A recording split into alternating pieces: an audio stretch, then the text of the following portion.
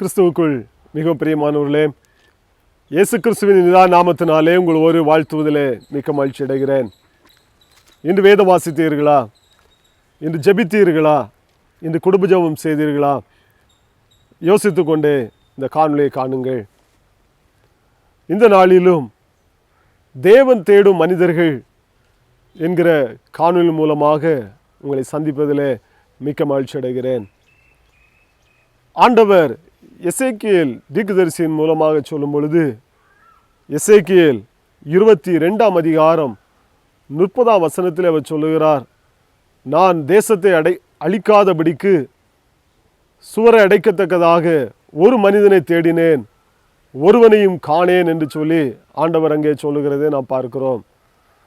பாருங்கள், அன்றைய நாட்களிலே, எசேக்கியேல் தீர்க்கதரிசியின் நாட்களிலே ஜனங்கள் ஆண்டவரை மறந்து பாகால்களுக்கு தங்களுடைய பிள்ளைகளை பலியிட்டு பாகால்களை வணங்கி ஆலயத்தை மறந்து ஆண்டவரை மறந்து தூரமாய் வழி விலகி போனார்கள். எனவே ஆண்டவர் அவருடைய கோபத்தினால் தேசத்தை அழிக்க வேண்டும் என்று சொல்லி அவர் கோபத்தோடு வருகிறார். அப்பொழுது அவருக்குள்ளே ஒரு எண்ணம், ஆபிரகாமை நான் அழைத்தேனே, ஆபிரகாமின் சந்ததி அல்லவா, இந்த பிள்ளைகளை நான் அழிக்காதபடிக்கு, கோபத்தில் அழிக்காதபடிக்கு இவர்களுக்காக பரிந்து பேசுகிறவர்கள் யாராவது உண்டா என்று சொல்லி ஆண்டவர் ஒரு மனிதனை தேடினானா. ஆனால் அந்த சந்ததியில், அந்த நாட்களிலே ஒருவரையும் காணேன் என்று சொல்லி ஆண்டவர் அங்கே சொல்லுகிறதை பார்க்கிறோம். ஏக்கத்தோடு அவர் சொல்லுகிறார், நான் ஒரு மனிதனை தேடினேன், ஒருவனையும் காணேன். நான் தேசத்தை அழிக்காதபடிக்கு திறப்பிலே நிற்கத்தக்கதாக, சுவரை அடைக்கத்தக்கதாக ஒரு மனிதனை தேடினேன் என்று சொல்லி ஆண்டவர் அன்றைக்கு எசேக்கியேல் தீர்க்கதரிசியின் மூலமாக சொல்லுகிறதை நாம் பார்க்கிறோம். இந்த நாளிலும் கூட பாருங்கள், நம்முடைய இந்த தேசம் பரந்துபட்ட தேசம், தெய்வபக்தியுள்ள ஜனங்கள், ஆனால் உண்மையான தேவனை மறந்து கிறிஸ்தவர்கள் என்று சொல்லிக் கொண்டாலும் ஆண்டவரை இன்னும் அறியாமல் ஆங்காங்கே ஆண்டவரை விட்டு தூரமாய் வழி விலகி ஓடிக்கொண்டிருக்கிற ஜனங்களை நாம் பார்க்கிறோம். ஆண்டவர் இந்த நாளிலும் கூட நம்முடைய தேசத்தை அவருடைய கோபத்தினால் அழிக்காதபடிக்கு சுவரை அடைக்கவும் திறப்பிலே நிற்கவும் தக்கதாக ஒரு மனிதனை ஆண்டவர் தேடுகிறார். அந்த ஒரு மனிதனாக இந்த காணொளியை கண்டு கொண்டிருக்கிற சகோதரனே, சகோதரியே, வாலிப தம்பி, தங்கச்சி, நீங்கள் இருப்பீர்கள் என்று சொன்னால் ஆண்டுடைய இருதயம் உங்களை குறித்து ரொம்ப மகிழ்ச்சி அடையும் என்பதிலே எந்த சந்தேகமும் இல்லை. ஆண்டவர் தேடின மனிதர்களிலே ஒரு 3 பேரை நாம் சுருக்கமாக நாம் பார்க்கலாம். அவர்கள் திறப்பிலே நின்றார்கள். ஆனால் அவருடைய குணாதிசயங்கள் எப்படி இருந்தது, திறப்பிலே நின்றவருடைய குணாதிசயம் எப்படி இருந்தது என்பதை நாம் இந்த நாளிலே நாம் பார்க்கலாம்.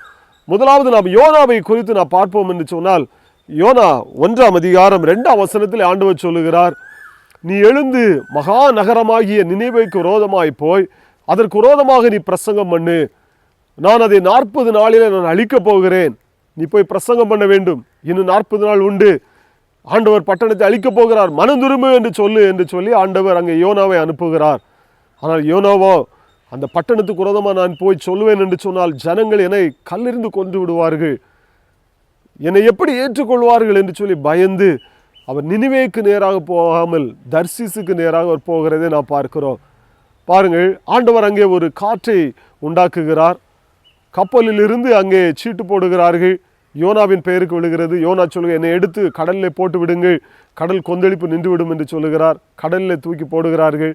ஆண்டவர் அங்கே ஒரு மீனுக்கு கட்டளையிடுகிறார். மீன் அவனை விழுங்கினது. 3 நாளைக்கு பின்பு நினிவே பட்டணத்தில் போய் அவனை கக்கிவிட்டது. இப்பொழுது ஆண்டவர் மீண்டுமாக யோனாவோடு கூட பேசுகிறார். யோனா, நீ எழுந்து போய் அந்த பட்டணத்துக்கு விரோதமாக நீ பேசு என்று ஆண்டவர் சொல்லுகிறார். இப்பொழுது 3 நாள் பிரயாணமாக அவன் நடந்து சென்று அவர் சொல்லுகிறார், இன்னும் 40 நாள் உண்டு, ஆண்டவர் பட்டணத்தை கவிழ்க்கப் போகிறார், மனம் திரும்புங்கள் என்று சொல்லி அங்கே நினிவேக்கு விரோதமாக அங்கே யோனா பேசுகிறார். இந்த செய்தி ராஜாவுக்கு கேள்விப்பட்ட உடனே ராஜா பாருங்கள், ஆடு மாடுகள், பிள்ளைகள், பெரியவர்கள் வரை எல்லாரும் உபவாசித்து ஜெபியுங்கள், தன்னுடைய பொல்லாத வழிகளை விட்டு திரும்புங்கள் என்று சொல்லி அவன் கட்டளையிடுகிறார். அந்த கட்டளைக்கு கீழ்ப்படிந்து எல்லாரும் அப்படியே தங்களுடைய பொல்லாத வழிகளை விட்டு திரும்பினார்கள், கர்த்தருடைய வார்த்தைக்கு கீழ்ப்படிந்தார்கள். பாருங்கள், ஆண்டவர் அந்த ஜனங்களுக்காக மனஸ்தாபப்பட்டார் என்று வேதம் சொல்லுகிறது. இப்பொழுது ஆண்டவர் அந்த பட்டணத்தை அழிக்கவில்லை. யோனா திறப்பிலே நிற்கிறான். ஆண்டவர் அந்த பட்டணத்தை அழித்து விடாதபடிக்கு ஜனங்களிடத்தில் போய் சொன்னான், மனம் திரும்புங்கள் என்றான். ஜனங்கள் மனம் திரும்பினார்கள். இப்பொழுது அழிவிலிருந்து காக்கப்பட்டு விட்டார்கள். ஆனால் அந்த திறப்பில் நின்ற அந்த யோனாவினுடைய மனதோ 4ஆம் அதிகாரம் 1ஆம் வசனத்தில் நாம் வாசித்து பார்ப்போம் என்று சொன்னால், அங்கே 11ஆம் வசனம் வரை நாம் பார்க்கும் பொழுது அவனுக்கு கடும் கோபம் உண்டாகிவிட்டது. யோனாவுக்கு அவன் கடும் கோபம் அடைந்து ஆண்டவரிடத்தில் அவன் சொல்லுகிறான், நான் வாழ்வதை விட சாவது நலம். காரணம், ஆண்டவரே, நான் அங்கே என்னுடைய தேசத்தில் இருக்கும்போதே நான் சொன்னேன், நீர் இரக்கமுள்ள ஆண்டவர், இந்த ஜனங்களை அழிக்க மாட்டீர். ஆனால் நான் வந்து சொல்லிவிட்டேன், ஆனால் என் வார்த்தை நிறைவேறவில்லையே என்று சொல்லி பாருங்கள், அவன் தேவனிடத்தில் அவன் கோபப்படுகிறதை பார்க்கிறோம். உடனே ஆண்டவர் அங்கே ஒரு ஆமணக்கு செடியை முளைக்க பண்ணுகிறார். ஒரே நாள் இரவிலே முளைக்கிறது. அந்த சந்தோஷத்தில் அவன் இருக்கிறான். வெயிலின் அகோரம் திடீரென்று சொல்லி பூச்சி அதை அரித்து போட்டது. உடனே அவனுக்கு மீண்டும் கோபம் வந்து விட்டது யோனாவுக்கு. ஏன் ஆண்டவரே எனக்கு இப்படி ஒரு சூழ்நிலையை கட்டளையிடுகிறீர் என்று சொல்லி அவன் வேதனைப்படுகிறான். அப்பொழுது ஆண்டவர் சொல்லுகிறார், ஒரு ஆமணக்கிற்காக நீ கவலைப்படுகிறாயே, வலதுகைக்கும் இடதுகைக்கும் வித்தியாசம் அறியாத 1,20,000க்கும் மேற்பட்ட ஜனங்கள் இந்த பட்டணத்தில் இருக்கிறார்கள், அவர்களுக்காக நான் பரிதபிக்க மாட்டேனோ என்று சொல்லி அந்த ஜனங்களுக்காக ஆண்டவர் அவர் பரிதபித்து அந்த ஜனங்கள் அழிக்காதபடிக்கு அவர் பாதுகாக்கிறதை பார்க்கிறோம். பாருங்கள், திறப்பில் நின்றார். ஆனாலும் கூட தான் சொன்ன தீர்க்க தரிசனம் நிறைவேறவில்லையே, ஜனங்கள் அழிந்தாலும் பரவாயில்ல, நான் சொன்ன வாக்கு தத்துவம், நான் சொன்ன தீர்க்க தரிசனம் நிறைவேறாமல் போய்விட்டதே என்று சொல்லி அங்கே யோனா சொல்லுகிறதை நான் பார்க்கிறோம். பாருங்கள், நாம் ஆதியாகமத்தில் ஆபிரகாமை குறித்து பார்ப்போம் என்று சொன்னால், ஆதியாகமம் 18ஆம் அதிகாரம் 1ஆம் வசனம் முதல் 3ஆம் வசனம் வரை பார்க்கும் பொழுது அங்கே உஷ்ணமான நேரத்திலே ஆபிரகாம் தன்னுடைய வீட்டின் வெளியே அவர் உட்கார்ந்து கொண்டிருக்கிறார். அங்கே 3 புருஷர்கள் வருகிறார்கள். காரணம், சோதம் குமரா பட்டணத்தினுடைய பாவம் தேவனுடைய சந்நிதியிலே போய் எட்டினபடியினால் ஆண்டவர் அந்த பட்டணத்துடைய பாவம் உண்மைதானா என்று சொல்லி பார்த்து அந்த பட்டணத்தை அக்கினியினால் அழிக்கும்படியாக அங்கே 3 பேர் வருகிறார்கள். இதை ஆபிரகாம் பார்க்கிறான். பார்த்து அவர்களை தன்னுடைய வீட்டுக்கு அழைத்து அவர்களுக்கு சாப்பாடு கொடுக்கிறான். பாருங்கள், உடனே ஆண்டவர் சொல்லுகிறார், ஆபிரகாம் தன்னுடைய சந்ததிக்கு என்னை குறித்தும் என்னுடைய நீதியை குறித்தும் அவன் அறிவிப்பான் தன்னுடைய பிள்ளைகளுக்கு. எனவே நான் இந்த பட்டணத்துக்கு செய்ய போவதை மறைக்காமல் என்னுடைய தாசனாகி ஆபிரகாமுக்கு நான் அதை சொல்லுவேன் என்று சொல்லி ஆபிரகாமினிடத்தில் அவர் சொல்லுகிறார், நான் அந்த சோதம் குமர பட்டணத்தை அழிக்கப் போகிறேன் என்று சொன்ன உடனே பாருங்கள், ஆபிரகாம் இந்த சோதம் குமர பட்டணத்தின் மக்களுக்காக திறப்பில் நிற்கிறார். அவர் சொல்லுகிறான், ஆண்டவரே, 50 நீதிமான்கள் இருந்தால் அந்த பட்டணத்தை அழிப்பீரோ? ஆண்டவர் சொல்லுகிறார், 50 நீதிமான்கள் இருந்தால் நான் அந்த பட்டணத்தை அழிக்க மாட்டேன்.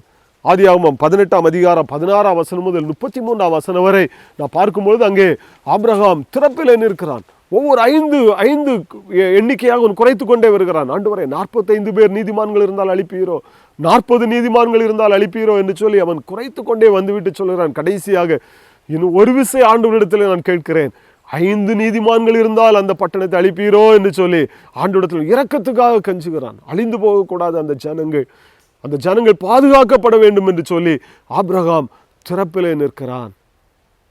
பாருங்கள், இன்னொரு மனிதனாகிய மோசேயை குறித்து நாம் வேதத்தில் பார்ப்போம் என்று சொன்னால், யாத்திராகமம் 32ஆம் அதிகாரம் 1ஆம் வசனம் முதல் 5ஆம் வசனம் வரை நான் பார்க்கும் பொழுது அங்கேயும் இஸ்ரவேல் ஜனங்கள் மோசே மலையிலிருந்து இறங்கி வருவதற்கு நாட்கள் ஆகிவிட்டபடியினாலே மோசேக்கு ஏதோ ஆகிவிட்டது, எங்களை நடத்தி கொண்டு போகிற தெய்வங்களை உருவாக்கும் என்று சொல்லி ஆரோனிடத்தில் வந்து அவர்கள் கோபப்பட்டு பேசின உடனே ஆரோன் அவர்களுக்கு ஒரு பொன் கன்றுக்குட்டியை உருவாக்கி வைத்து, இதுதான் உங்களை வழிநடத்தி வந்த தெய்வம் என்று சொல்லி அங்கே அறிமுகப்படுத்துகிறார்.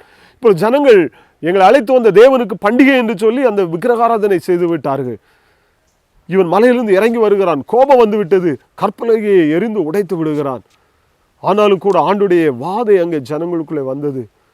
பாருங்கள், இவன் ஆண்டோடத்தில் போய் விண்ணப்பம் செய்கிறான். மோசே, ஆண்டவரே, இந்த ஜனங்களை நீ கொண்டு போ என்று சொன்னீர், நடத்தி கொண்டு போ என்று சொன்னீர், ஆனால் ஜனங்கள் தவறு செய்து விட்டார்கள், இந்த ஜனங்களை அழித்து போடாதையும் என்று சொல்லி ஆண்டோடைய சமூகத்தில் விண்ணப்பம் பண்ணுகிறான்.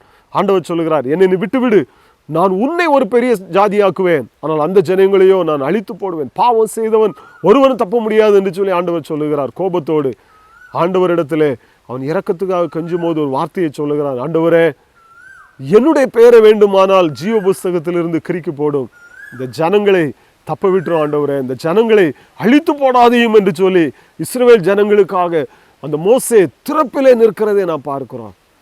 கடைசியில் ஆண்டவர் சொல்லுகிறார், மோசேனுடைய பிடிவாதத்தை பார்த்து அவர் சொல்றாரு, மோசே, நான் உன்னோடு வரமாட்டேன், வேண்டுமானால் அவர்களை அழிக்காமல் என்னுடைய தூதனை உனக்கு முன்பாக அனுப்புவேன் என்று சொல்லி. அப்பொழுது மோசே ஒரு வார்த்தை சொல்லுகிறார். யாத்திராகமம் 33ஆம் அதிகாரம் 12ஆம் வசனத்திலிருந்து 17ஆம் வசனம் வரை நான் வாசித்து பார்த்தால் அங்கே சொல்லப்பட்டிருக்கிறது. அவர் சொல்லுகிறார், உம்முடைய சமூகம் எனக்கு முன்பாக வராதே போனால், நீர் எங்களோடு இராதே போனால் இந்த இடத்தை விட்டு நான் போக மாட்டேன் என்று சொல்லி பிடிவாதமாக நிற்கிறார் ஆண்டவரிடத்திலே. ஆண்டவர் உடனே சொல்லுவார், என் சமூகம் நோக்கு முன்பாக செல்லும் என்று சொல்லுகிறார். உடனே மோசே சொல்லுகிறார், ஆண்டவரே நீர் எங்களோடு கூட வரும்பொழுது அல்லவா நாங்கள் எல்லா ஜனங்களை காட்டிலும் விசேஷித்தவர்கள் என்று விளங்கும். எனவே நீர் எங்களோடு கூட வர வேண்டும் என்று சொல்லி ஆண்டவரை தன்னோடு கூட அவர் அழைக்கிறதை பார்க்கிறோம். பாருங்கள், நான் வேதத்திலிருந்து 3 மனிதர்களை பார்த்தோம். யோனா திறப்பில் நின்றார்.